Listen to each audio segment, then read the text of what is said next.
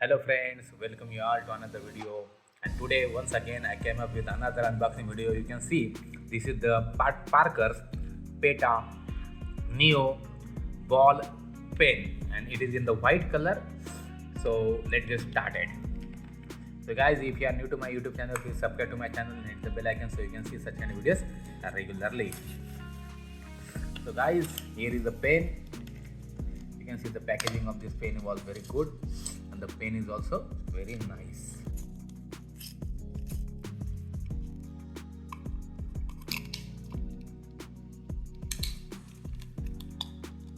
So very nice pen, and now I'm also going to show you by writing how the ink of this pen is. You can see the pen.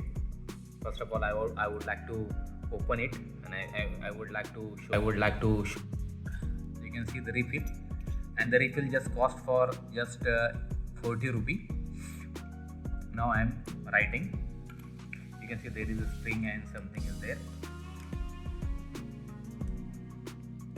Now I am writing, and you can see that how smoothly I can write down. So hey guys, if you are new to my YouTube channel, please subscribe to my channel and hit the bell icon so you can see such kind of videos regularly. So you can see that it is a very finely you can write down with this pen.